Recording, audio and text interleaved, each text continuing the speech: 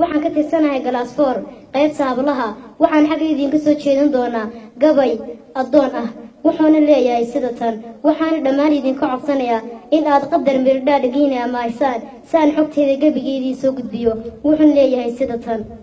rabbo waxaan ahay adoon islaam muslim oo xamdiya arkaantii tiirarkiyo qiro shahaada falay rasuul malag akhriyo janiya aaminee cadaab ka caabudi kali ahaan cid iyo soo marin abaan amaanan ku sida ayaankaygiyo hadhow umuurna waan rabaa xabaalna waan arkaa wadiyo iil waan hubaa dharaata shaydu bixi kobiyaa dhigaan ku gubi rabbow ma aqaan midaas rabbow waxaan ahay adoon dhoobii lagu uumay ciid makhluuq eexliya adoon insaan ceebliya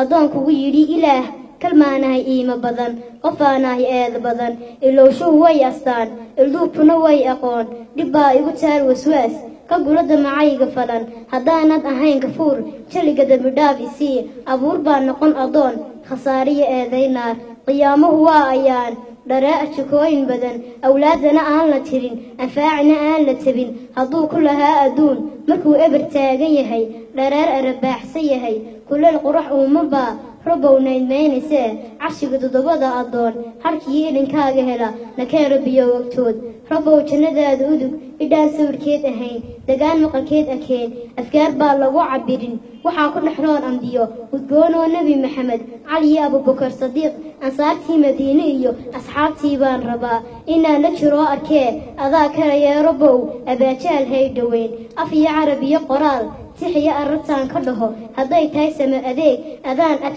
adaan fadli kaa qaba fadliya ajar kaa fila ammaan iyo baan wada adduun iyo maalka gudha cidnaba kuma sugo amaah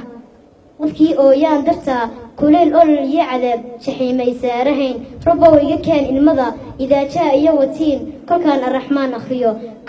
rabbow iga keen ilmada kolkaan eegmada dhulkiyo abuurtiya dheehda buur ciriyo uunkaaga dadan eebow labadii bilay aabbiyo hooyadii dhalay siday ama ii korsheen rabbow adna iigu dhowr dharaar weeyaan ifkiye jirilhay oobsanuun anoo wadi gulin abaal axsaantay ii faleen haddaan ambadoo mugdiga kuluma ogdhii habeen rabbow ii daar ilays